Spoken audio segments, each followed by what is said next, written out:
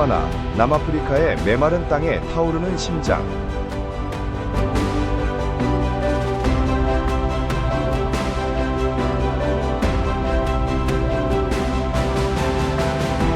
생명은 숨결처럼 연약하고 죽음은 모든 경계하는 눈빛 속에 도사리는 세상.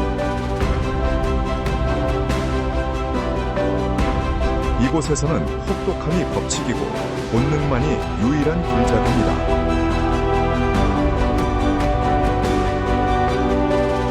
이곳은 모든 생명체가 매 순간 생존을 위해 싸우는 야생입니다.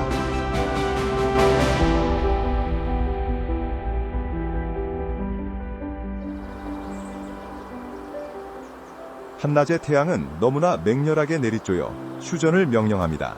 대부분에게는 고요의 시간입니다.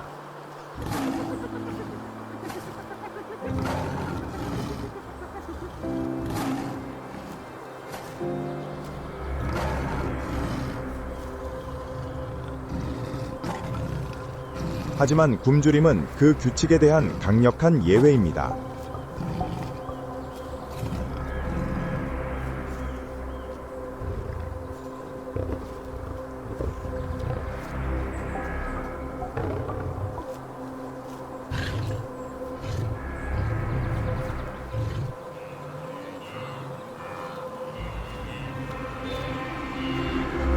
하지만 그들은 또한 완벽한 기회주의자이며 홀로 있는 먹잇감은 거부할 수 없는 전리품입니다.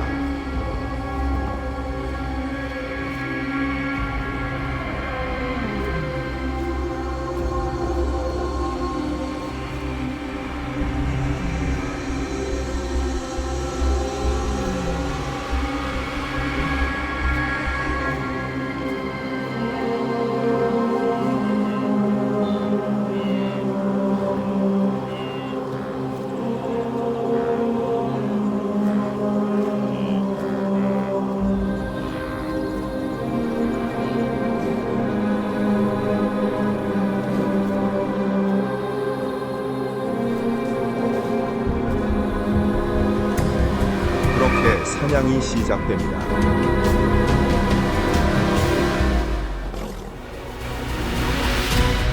먹잇감의 약해지는 힘뿐만 아니라 훨씬 더 가차없는 시간과의 싸움입니다. 바로 태양입니다.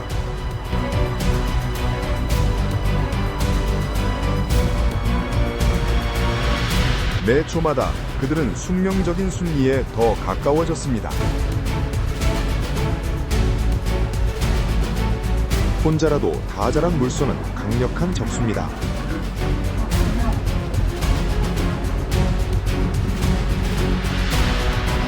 뿔 한 번 휘두르는 것만으로도 쉽게 치명적일 수 있습니다.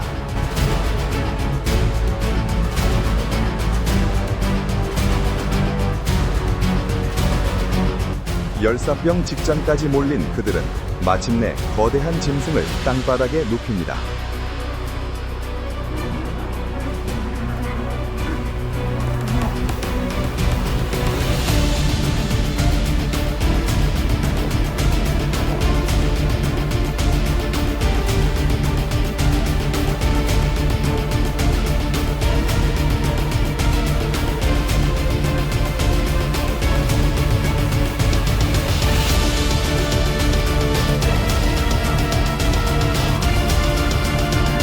하지만 그 거대한 황소는 아직 패배한 것이 아닙니다. 모든 역경에도 불구하고 무리 전체의 무게를 지탱하며 그는 일어설 힘을 모읍니다. 그리고 이 순간 전세가 역전되기 시작합니다.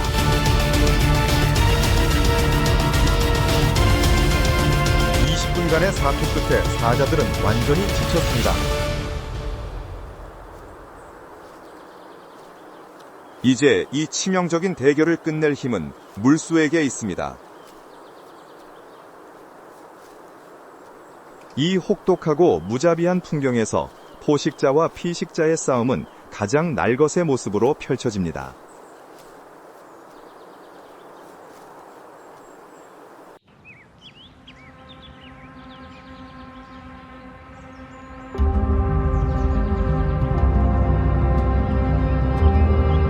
덤불 속에서 사자 한 마리가 탁 트인 곳으로 나옵니다.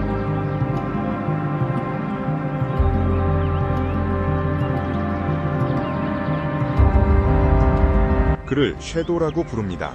이 고대 땅의 심장에서 벼려진 운명을 말해주는 이름이죠.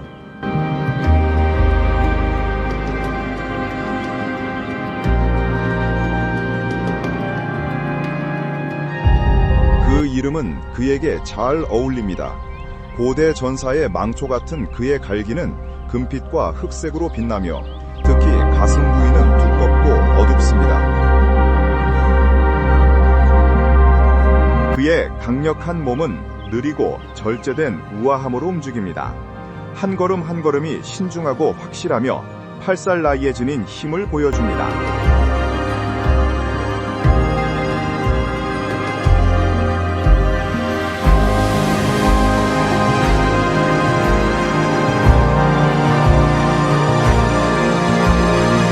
그의 얼굴은 흉터로 새겨진 과거 전투의 지도입니다.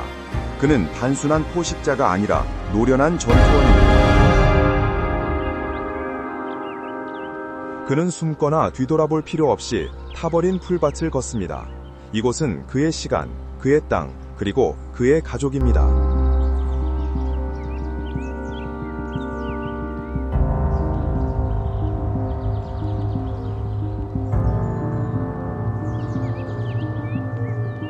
그는 자신의 무리에게 다가가고 있습니다. 나무 그늘 아래에서 암사자들, 어린 수사자들, 그리고 4마리의 작은 새끼들이 기다리고 있습니다. 작은 발들이 어미의 부드러운 옆구리에 매달리고 전니는 귀, 꼬리, 어미의 인내심 있는 가죽을 시험합니다. 그들은 아직 이 세상이 잔인할 수 있다는 것을 모릅니다. 그들은 오직 어미의 따뜻함만을 알며 어미는 그가 가까이 있음을 압니다. 암사자들은 그의 존재를 감지했습니다. 보초를 서던 한 마리가 고개를 살짝 듭니다. 귀는 쫑긋 세워져 있고 눈은 자신감으로 빛납니다. 섀도우가 더 가까이 다가옵니다. 그의 눈은 따뜻한 호박색이지만 그의 시선은 엄청난 원인을 담고 있습니다. 그는 덤불 가장자리에서 멈춰서서 위험 있는 태도로 자신의 영역을 둘러본 뒤 서두르지 않고 꼬리를 들어 자신의 영역임을 표시합니다. 이것은 그의 땅입니다. 암사자 중 한 마리, 아마도 그의 어린 짝이 앞으로 달려나옵니다. 그녀는 섀도우의 옆구리를 장난스럽게 칩니다.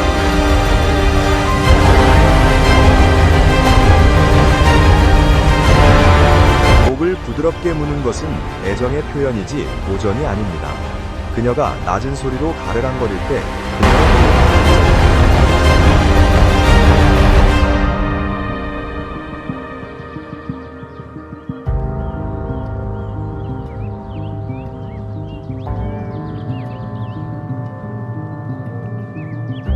하지만 그의 시선은 더 멀리 향합니다.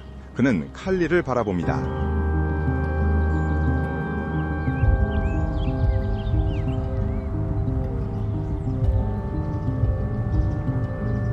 칼리는 그늘에 누워 편안해 보이지만 항상 경계합니다. 그녀의 꼬리는 부드럽게 흔들리고 등 위에서는 새끼들이 놀고 있습니다. 칼리는 일어나 섀도우에게 다가가고 그녀의 활기찬 새끼들이 아빠의 귀환을 보고 기쁨에 넘쳐 뒤를 따릅니다.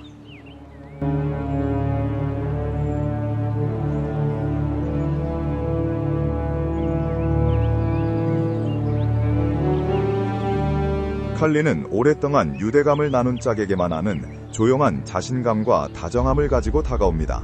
그녀의 모든 움직임은 당신은 집에 있어요 라고 말하는 듯합니다.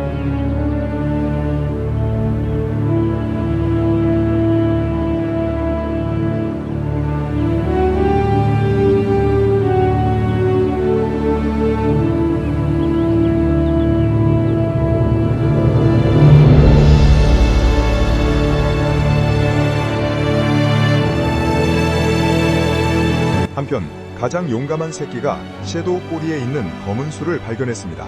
그것은 가장 멋진 장난감인 양 달려듭니다.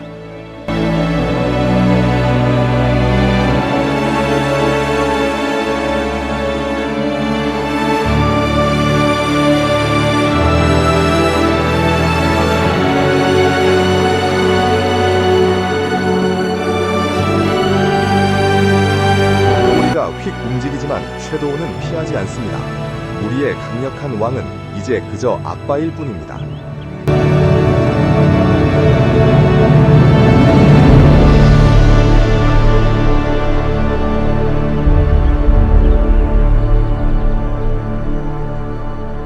섀도우는 배고프지 않습니다.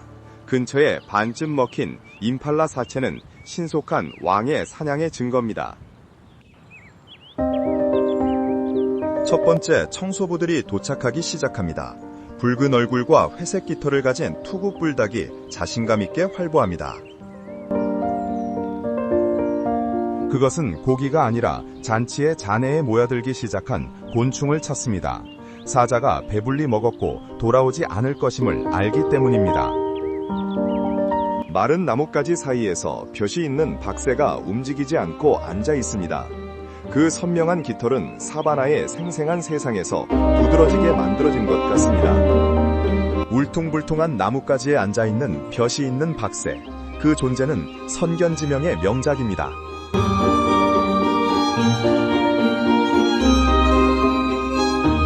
나무 껍질을 부술 만큼 강한 부리로 딱정벌레 유충을 파냅니다. 하지만 이것은 오늘을 위한 것이 아닙니다. 끊임없는 불확실성의 세상에서 그것은 필요할 때를 대비해 저장하는 새들 사이에서 희귀한 기술을 연습합니다. 불처럼 붉은 부리와 날카로운 눈을 가진 남부 땅콩불새는 아프리카 사바나의 살아있는 상징입니다. 그것은 말라붙은 땅을 의도적으로 성큼성큼 걸으며 낙엽과 마른 풀 아래에서 작은 곤충들을 찾습니다. 시기가 되면 암컷은 나무 구멍 안에 자신을 봉쇄하고 좁은 틈새로 먹이를 전달해줄 충실한 짝에게 전적으로 의존합니다.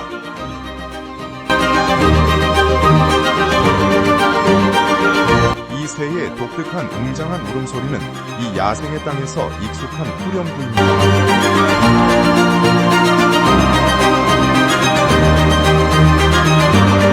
작지만 땅콩불새는 야생에 숨어있는 위험에 항상 경계하는 용감한 전사입니다.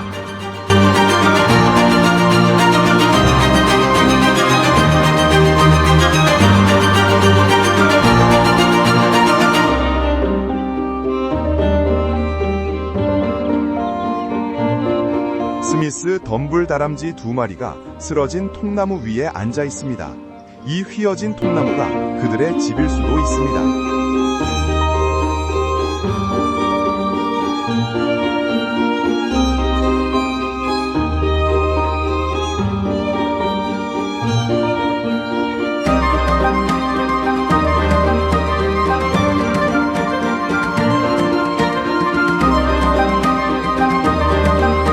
그들은 앞발에 무언가를 들고 덤불 같은 꼬리가 꿈틀거리는 동안 빠르게 갉아먹습니다.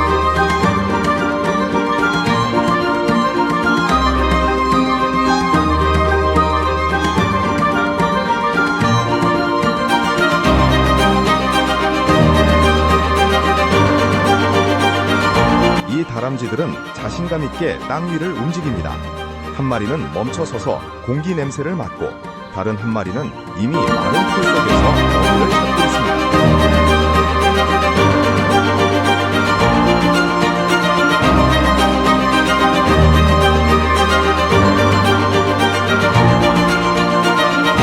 스미스 덤불 다람쥐는 남아프리카의 사바나와 탁 트인 숲에 서식하는 주행성 동물입니다.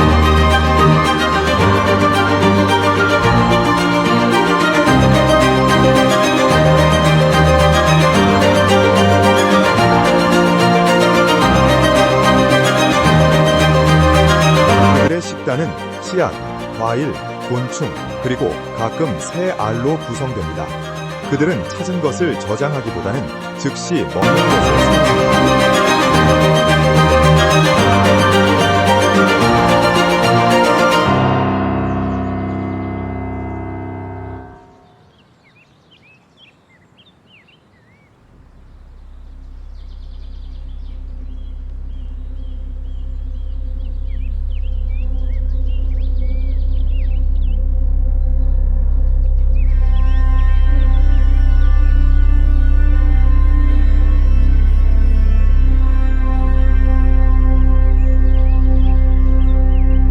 한편 칼리는 새끼들과 놀고 있습니다.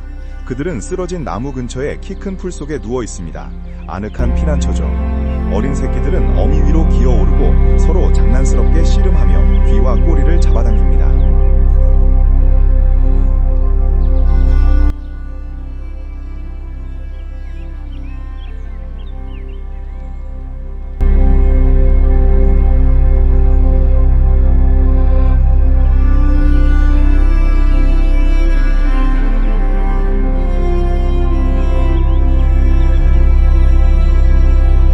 한 마리는 통나무에 올라가 자매에게 뛰어오르려 합니다.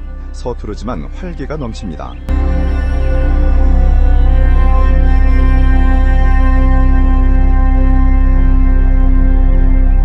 칼리는 몸을 숙여 입을 벌리고 새끼의 목도리를 부드럽게 움켜줍니다.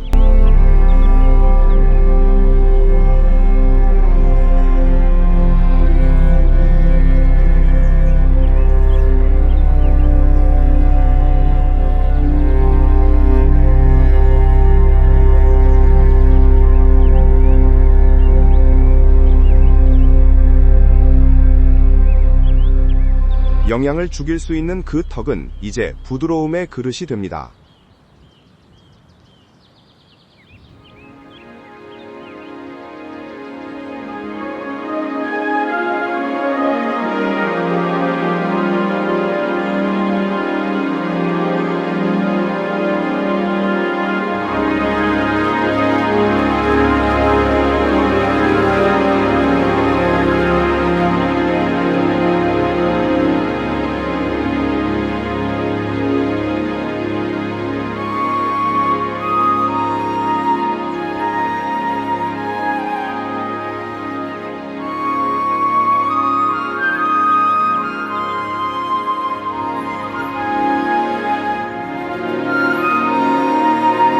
어미에게는 교훈입니다.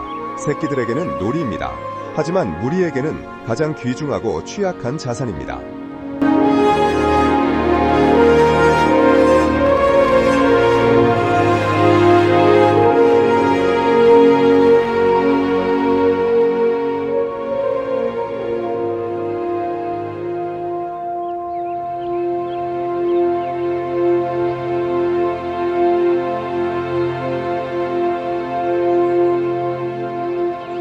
어린 새끼들은 자칼, 하이에나, 심지어 독수리에게 사냥당할 수 있습니다.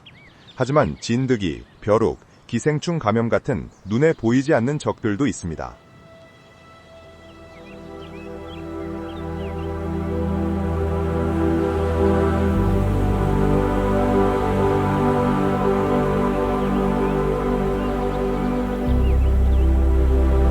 하지만 지금은 꽤 건강해 보입니다. 눈은 맑습니다. 어미는 털을 닦아줄 뿐만 아니라 안심시키기 위해 끊임없이 그들을 핥아줍니다.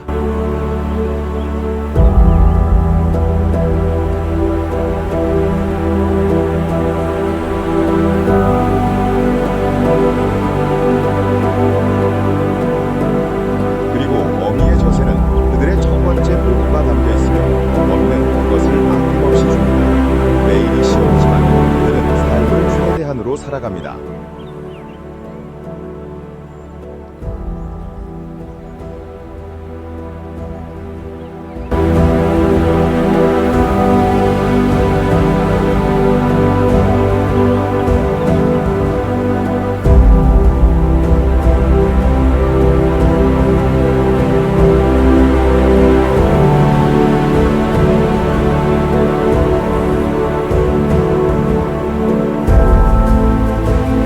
칼리는 새끼들과 함께 있습니다. 그녀의 움직임은 느리고 정확하며 거의 의식적입니다.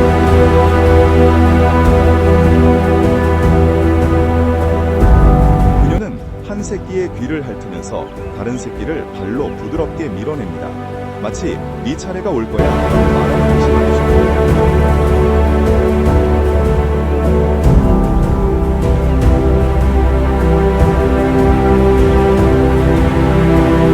네 마리의 새끼를 낳는 것은 결코 드문 일이 아닙니다. 암사자는 한 마리에서 6마리까지 새끼를 낳을 수 있지만 두세 마리, 네 마리가 가장 길게 사람의 새끼로서는 어미의 나이와 건강, 그리고 가족의 생활을 포함하는 따라 달라집니다.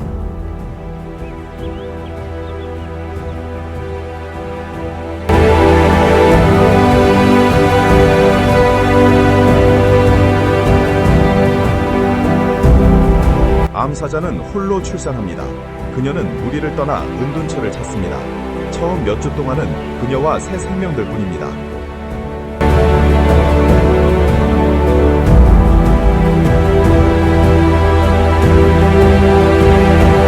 그리고 나서 그녀는 그들을 다시 데려올 것입니다. 무리는 그녀의 버팀목이자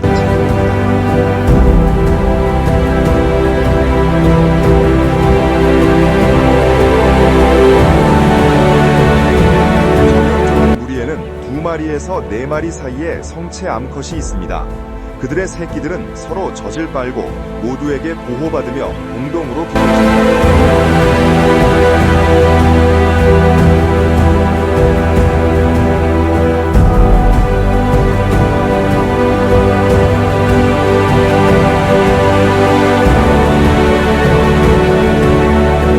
그리고 가장 중요한 것은 한두 마리의 성체 수컷입니다. 그들이 통치하는 한 질서는 아니죠. 하지만 이 질서는 영원하지 않습니다. 언젠가 낯선 자들이 그들에게 도전하는 것입니다. 그들이 성공하면 자신의 혈통이 아닌 모든 새끼들을 죽일 것입니다. 잔인함 때문이 아니라 본능 때문입니다. 칼리와 바른 암사자들은 이것을 압니다. 이것이 그들이 함께 있는 이유입니다. 하지만 지금은 섀도우가 가까이 있고 그는 그들의 보호자입니다.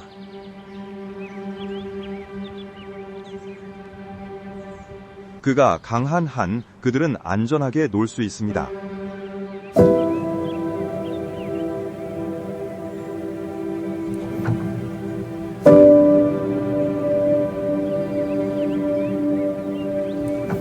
섀도우는 나무 아래에 누워 있습니다. 그의 깊고 진동하는 포효는 위협이 아니라 내가 여기 있다는 선언입니다.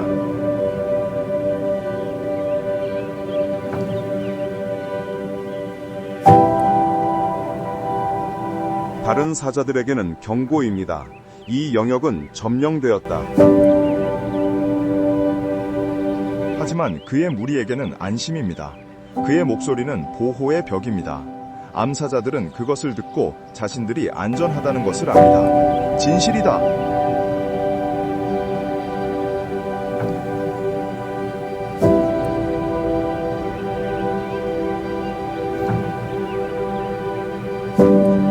케빈의 G 브리온, 삶처럼 완벽한 자랑스러운 암사자 본 크리에이, 주여 라베리미아 크레이지.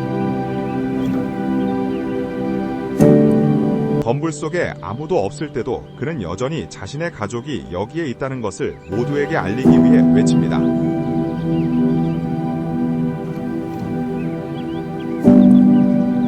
그는 쉬고 있는 것처럼 보이지만 실제로는 일하고 있는 것입니다. 그는 자신의 세상 전체의 균형을 유지하고 있습니다.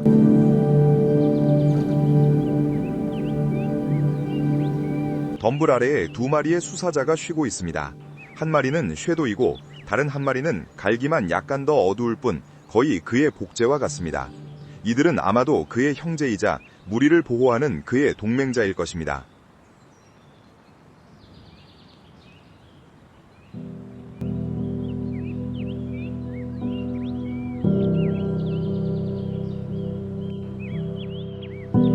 하지만 새끼들은 장들고 싶어 하지 않습니다.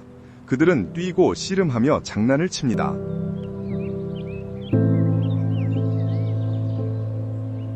그들 중 2마리가 섀도우에게 몰래 다가갑니다. 한 마리는 그의 등에 기어오르고 다른 한 마리는 그의 배 위로 깜짝 점프를 합니다. 섀도우는 잠에서 깜짝 놀라 깨어납니다. 그는 화내지 않고 엄한 표정으로 고개를 듭니다.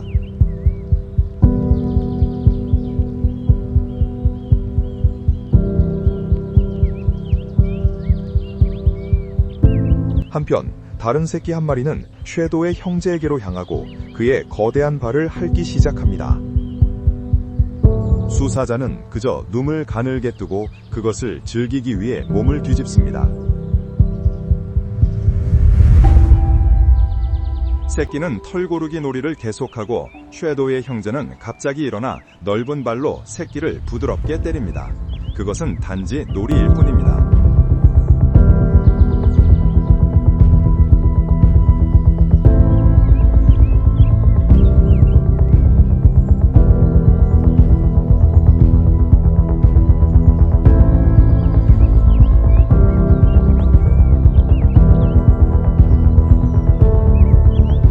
이제 다른 두 마리가 섀도우 꼬리에 술을 씹기 시작합니다.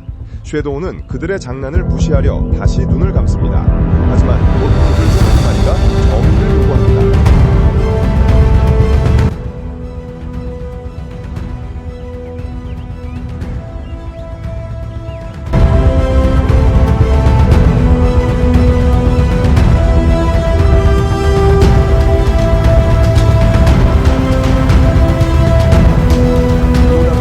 전속력으로 달려와 섀도우의 등과 부딪힐 때 그는 한숨을 쉬고 일어나 걸어갑니다. 그의 목구멍에 싸움거립니다.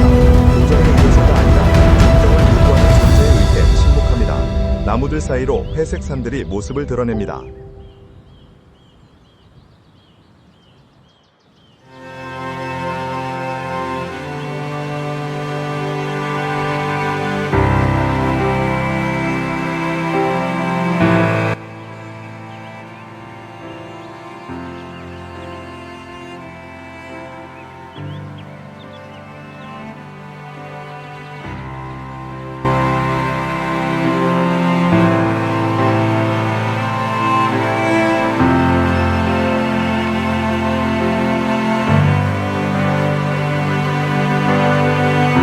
코끼리들, 그들은 오랜 세월의 무게를 짊어지고 움직이며 그들에게 맹수의 왕은 그들이 지배하는 환경의 한 부분일 뿐입니다.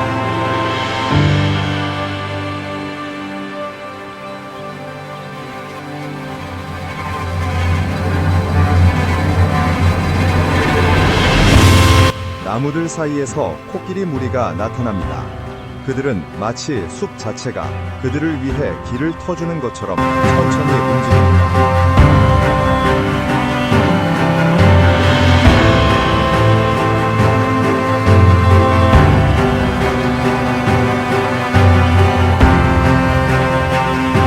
그들은 사자들에게 신경 쓰지 않습니다. 그들에게 사자는 풍경 속의 소음에 불과합니다. 그들이 강력한 존재입니다.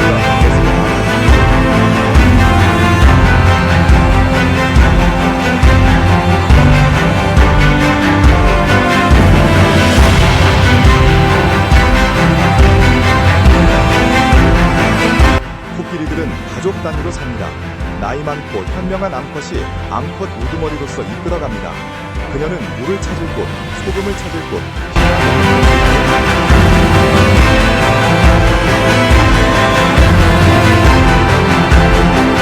우리는 소리뿐 아니라 땅을 통해 전달되는 진동으로도 소통합니다. 그들은 수마일 떨어진 곳에서도 서로를 감지할 수 있습니다.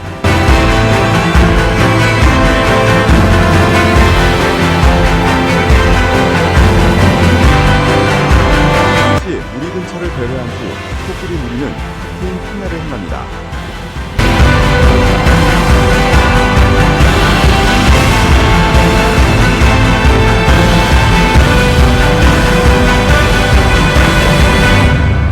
그들은 숲이 끝나는 곳으로 향합니다. 중요한 장소로 가거나 아니면 단순히 여정을 계속하는 것일 수도 있습니다.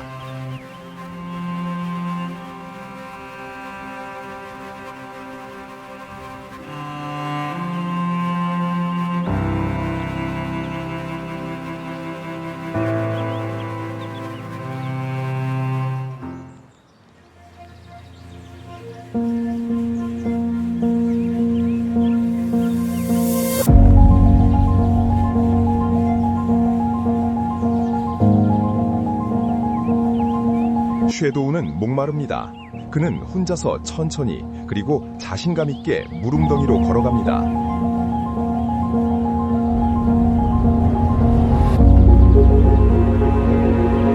섀도우는 목마릅니다.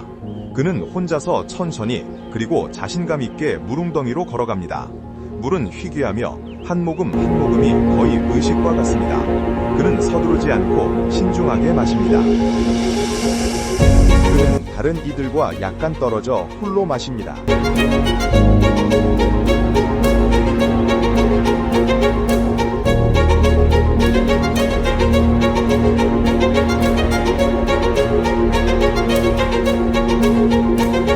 이곳은 그의 영역, 그의 수원지이며 그는 권력을 쥔 자의 위엄을 가지고 행동합니다.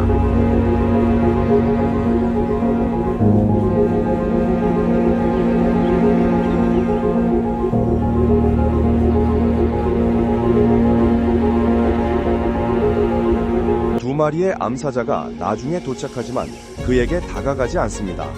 그들은 물웅덩이의 다른 장소를 선택하여 존중하는 거리를 유지합니다.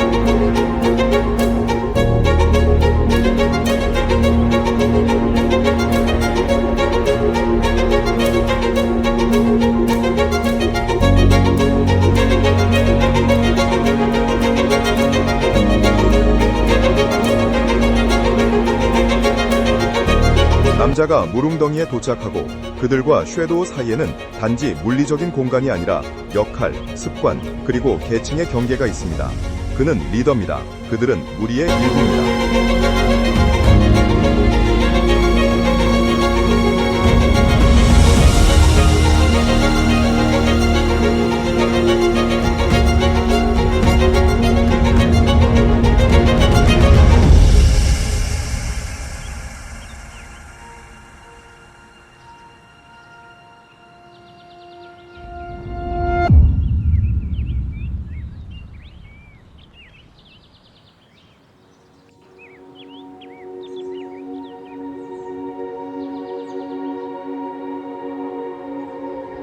두 마리의 치타가 탁 트인 평야에 나타납니다.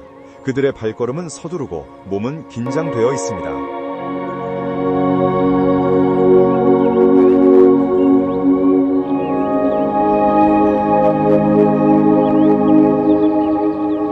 그들은 자주 뒤를 돌아보며 떠나고 있습니다. 마치 사자 영역의 위협을 감지하는 것처럼 말입니다.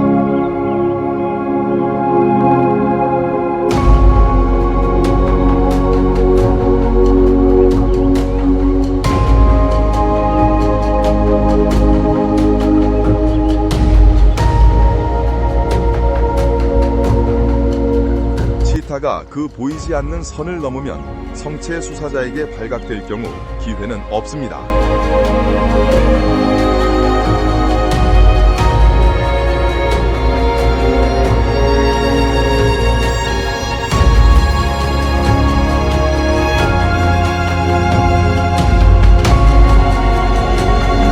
사자는 리더입니다. 사자는 먹이를 위해 치타를 죽이지 않습니다. 그것은 우유의 행위이며 경쟁자 정보입니다.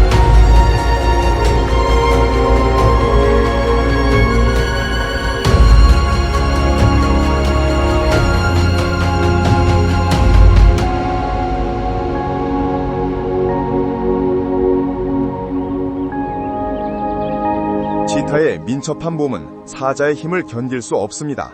한 번의 도약이면 모든 것이 빠르게 끝납니다.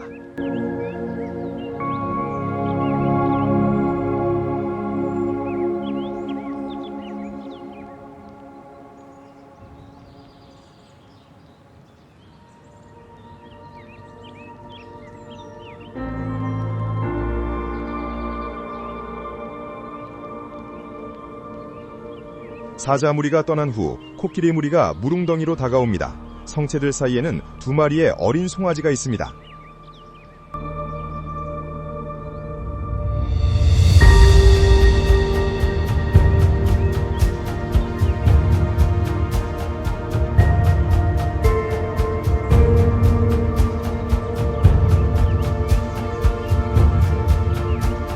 그들은 물가로 달려가 짧은 코로 시끄럽게 물을 빨아들입니다.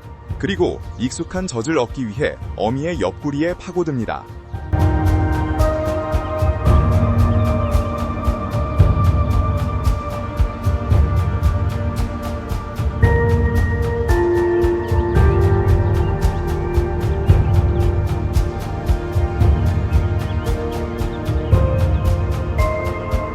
코끼리 젖은 생명의 정수입니다. 그것은 지방이 많고 밀도가 높으며 지방 함량이 10%를 초과할 수 있어 사람 젖의 2~3배에 달합니다.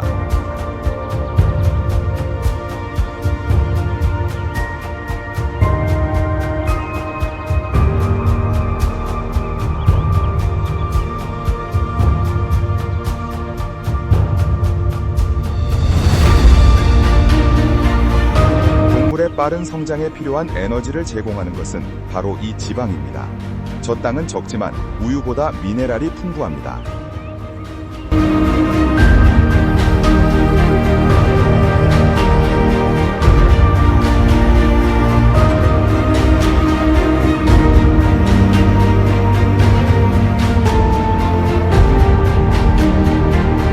뇌 발달에 맞춰진 사람 젖과 비교할 때 코끼리 젖은 아주 처음 몇 주부터 힘든 노동의 삶을 위한 연료입니다.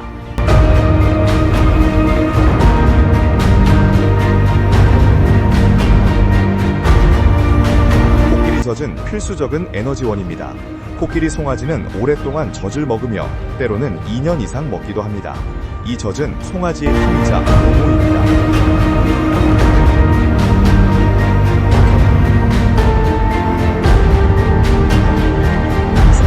중심의 무릉덩이는 가축들의 교차로입니다. 수많은 생명체들이 있습니다. 고요함은 결코 오래가지 않습니다.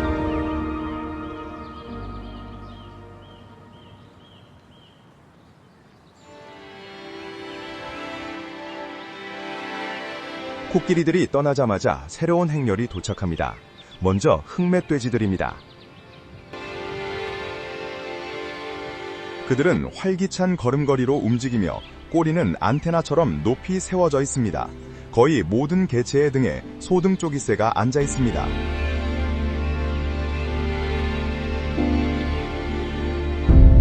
이 새들은 숙주의 피부에서 기생충을 제거하고 작은 상처를 치료하며 중요한 역할을 수행합니다.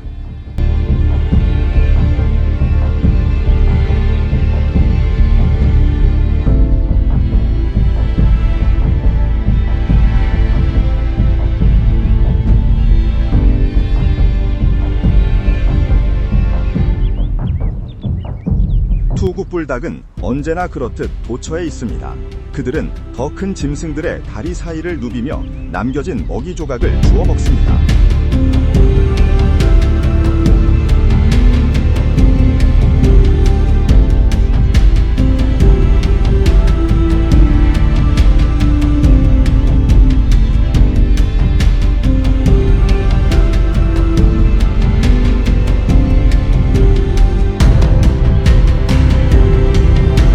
새로운 물결이 다가옵니다. 누, 그들의 무리는 거대하고 어두우며 끊임없이 긴장 상태에 있습니다.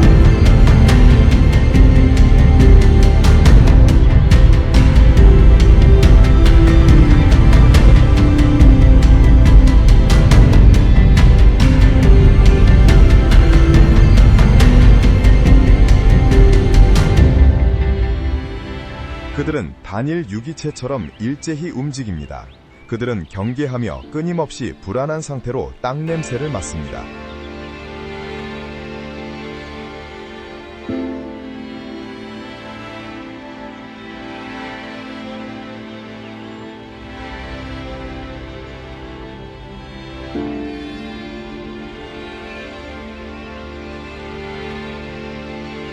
그들은 한순간의 부주의가 가져올 대가를 항상 아는 풀을 뜯는 동물들입니다.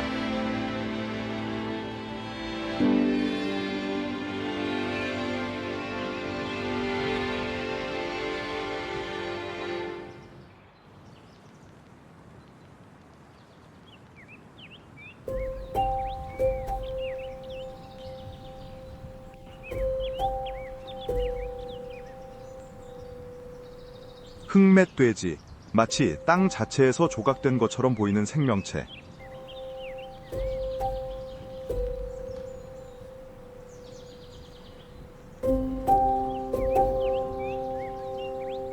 그들의 피부는 거칠고 다리는 짧지만 강하며 한 쌍의 긴 송곳니는 무기처럼 튀어나와 있습니다.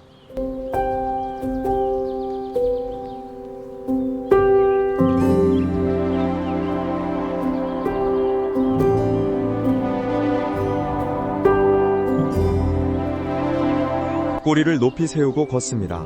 이것은 무작위적인 행동이 아닙니다.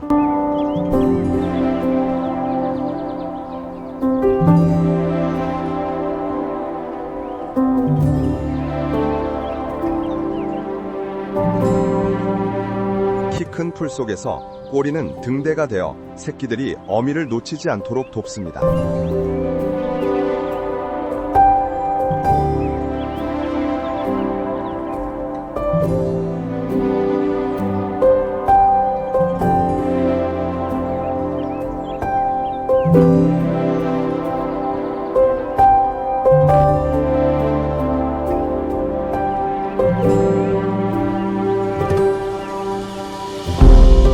흑멧돼지는 풀을 뜯는 동물이지만 필요하다면 뿌리, 덩이줄기, 과일, 심지어 썩은 고기도 거부하지 않습니다. 그들은 포기하지 않습니다. 그것은 복잡한 집을 짓지 않습니다. 오래된 땅돼지 굴이면 충분합니다. 그것은 불 속으로 뒷걸음질쳐 들어가 날카로운 송곳니를 밖으로 향하게 하여 방어합니다. 땅돼지 굴, 땅돼지 굴.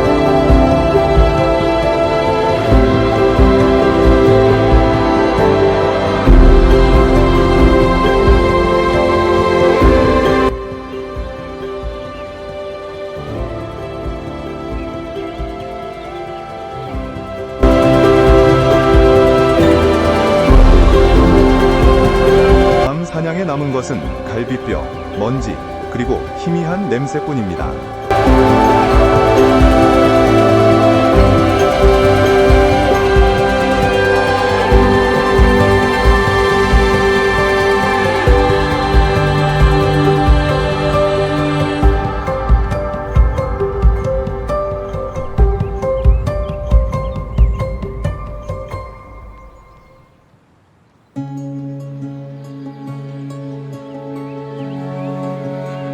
독수리들이 임팔라 사체 위로 하나둘 내려옵니다.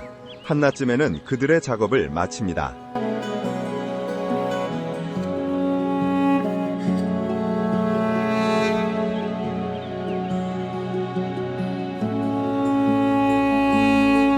긴 목으로 그들은 해골 속으로 파고들어 강력한 부리로 마지막 힘줄을 찢어냅니다.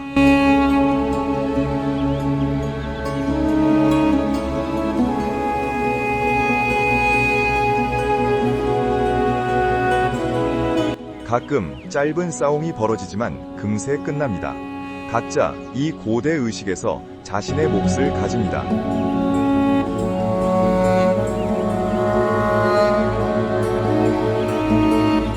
그들은 이 땅의 장의사로서 중요한 고대 의식을 수행합니다.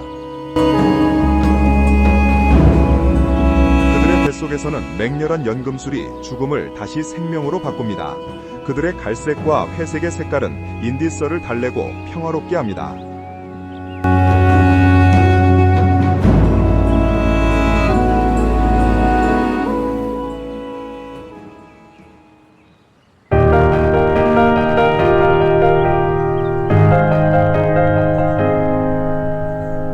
마티아스는 정확히 동의하지 않습니다. 멀리서 아라부 황새가 조용히 관찰하고 있습니다. 경쟁이 줄어들면 나중에 그의 때가 올 것입니다.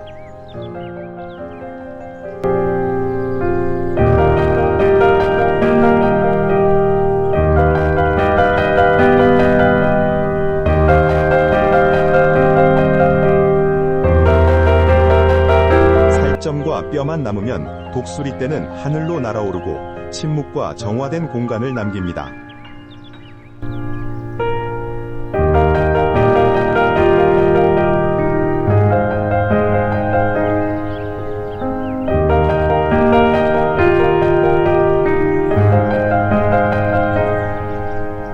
순환이 이제 닫힙니다. 한때 생명이었던 것은 이제 먹이가 되었습니다. 한때 먹이였던 것은 이제 뼈만 남았습니다.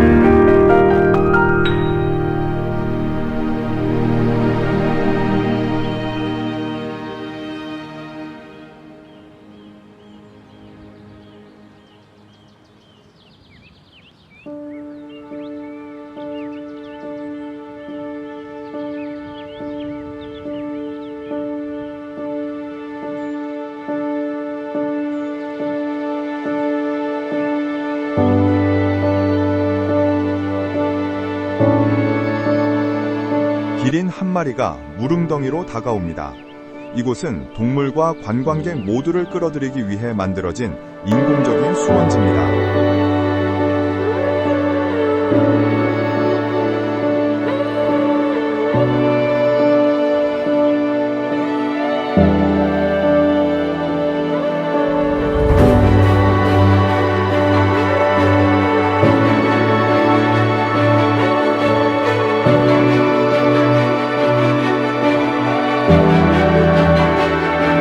길이는 살아있는 목걸이로 장식된 것처럼 보입니다.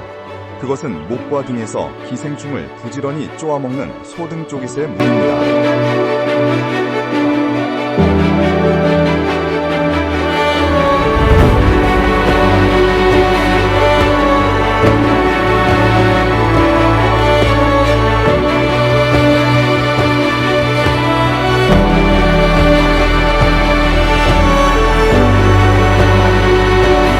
고대부터 이어져 온 상호 이로운 동맹입니다.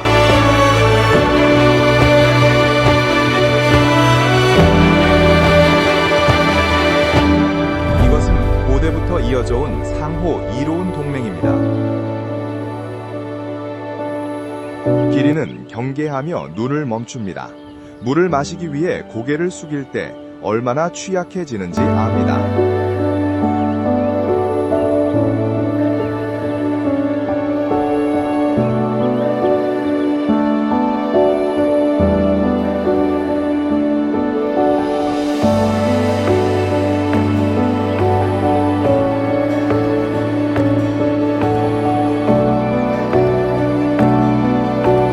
먼저 길고 유연한 혀로 콧구멍을 청소합니다.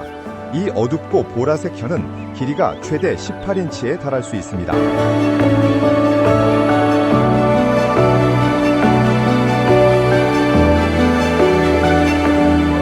그리고 깊은 숨을 쉽니다. 영원처럼 느껴지는 시간 동안 지평선을 스캔합니다. 물을 마시는 것은 가장 큰 이점인 키를 포기하는 것입니다.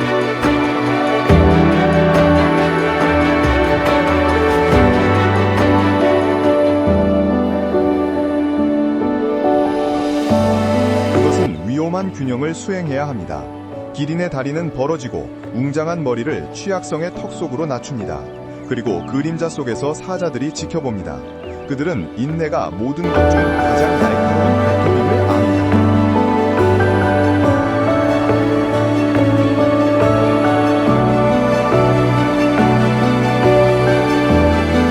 이것은 주저합니다. 천천히 몸을 숙였다가 무언가에 놀란 듯 갑자기 다시 똑바로 섭니다. 다시 한번 시도하며 무릎을 꿇고 다리를 벌립니다. 우아한 생명체는 이제 닥치고 불안정해집니다.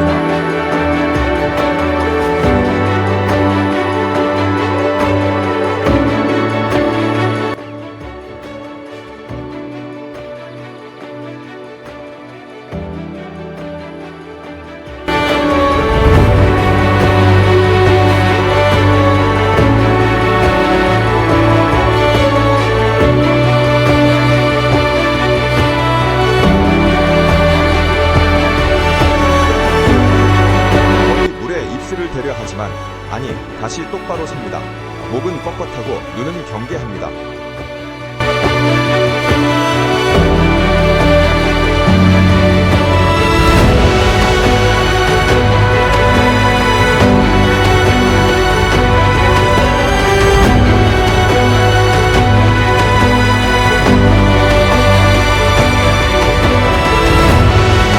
마침내 다른 어떤 것도 방해하지 않는 듯하자 그것은 다시 천천히 자신감 있게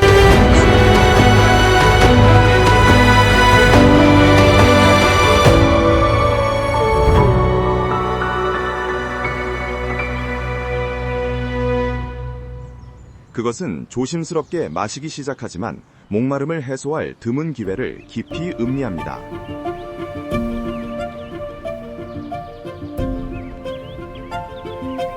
기린의 무릎에는 피부가 종종 굳은 살이 바뀌고 털이 없습니다. 이것은 질병이 아니라 습관과 해부학적 구조의 결과입니다.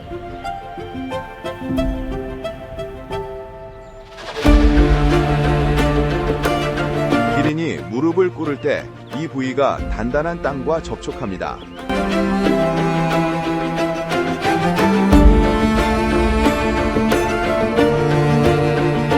시간이 지나면서 이곳의 피부는 두꺼워져 자연적인 보호 형태가 됩니다.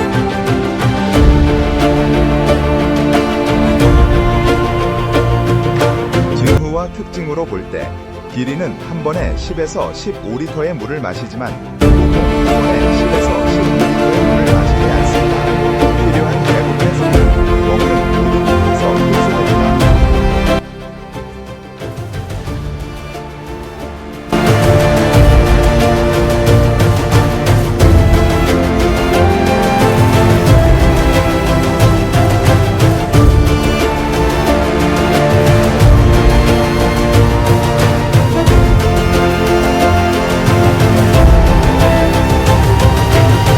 그들의 점박이 털은 단순한 위장 이상입니다. 각 기린은 사람의 지문처럼 독특한 무늬를 가지고 있습니다.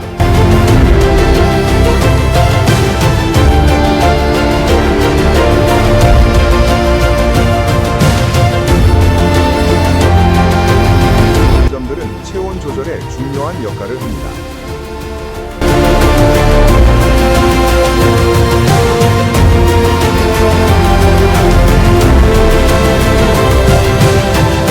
반점 아래는 과도한 혈액을 방출하는 데 도움이 되는 혈관망이 있습니다.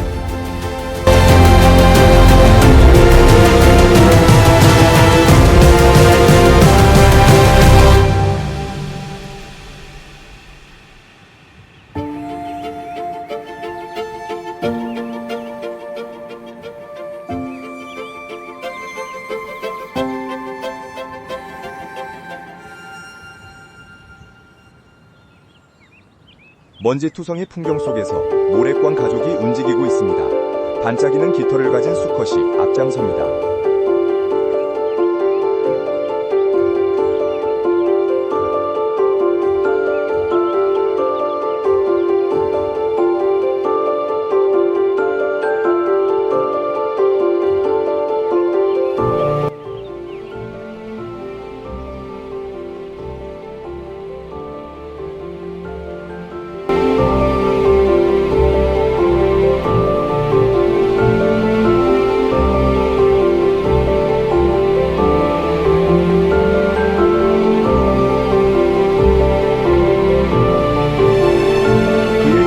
암컷이 있는데 그녀의 털은 완벽한 위장으로 거의 땅과 하나가 됩니다.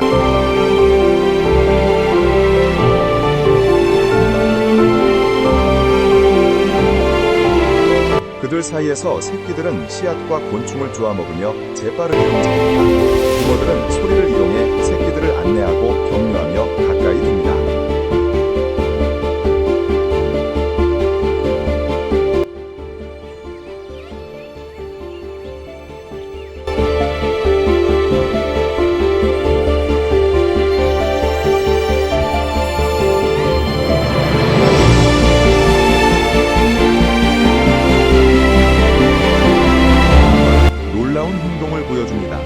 아침에 그는 수십 마일을 날아 가장 가까운 무릉덩이로 갑니다.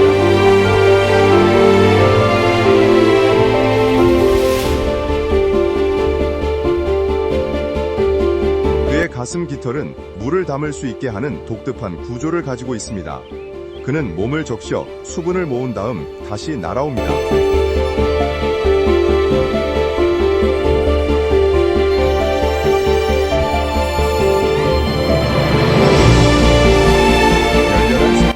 그에게 달려가 아빠의 몸에서 직접 귀한 물방울을 마십니다. 감동적인 우성애의 의식입니다.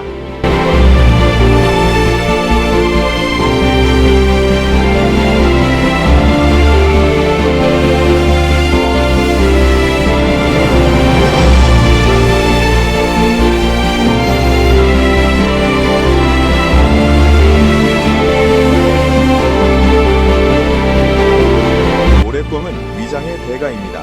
그들은 알을 땅에 직접 낳고 그들의 색깔은 주변 환경과 완벽하게 어우러집니다.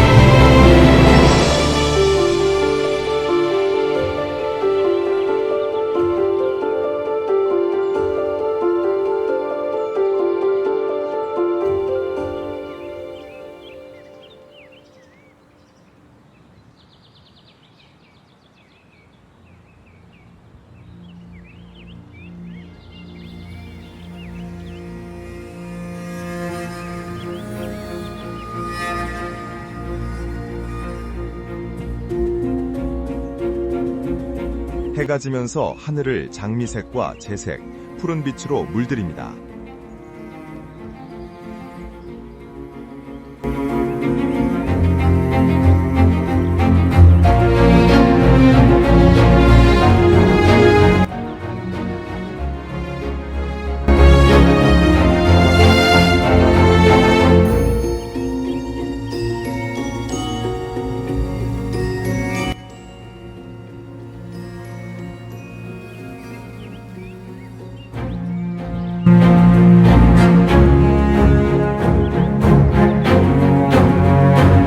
냄새를 실어 나릅니다.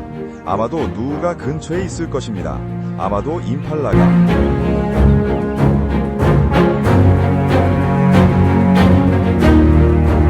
쉐도우와 그의 형제는 움직이지 않고 서서 멀리서 들려오는 소리에 귀 기울입니다. 오늘 밤 그들의 임무는 경계하는 것입니다.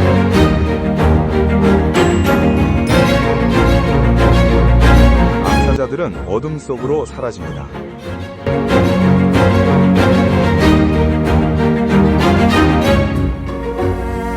그들은 재빠르게 거의 소리 없이 움직입니다. 지금은 그들의 시간입니다.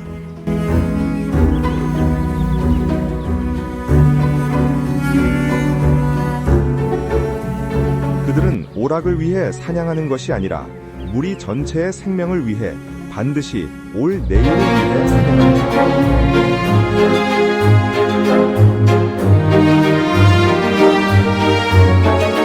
한편 새끼 사자들은 깊은 잠에 빠졌습니다. 그들은 따뜻한 털 더미 속에서 몸을 웅크리고 있습니다.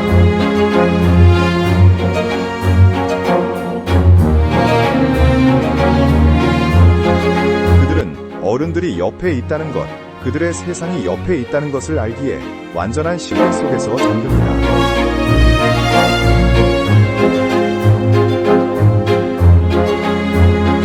그렇게 야생 아프리카에서의 또 다른 하루가 저뭅니다.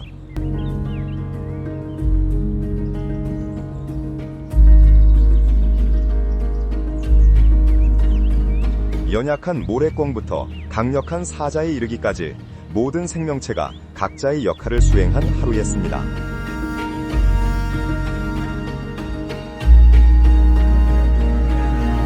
삶은 계속됩니다. 내일 모든 것이 다시 시작될 것입니다.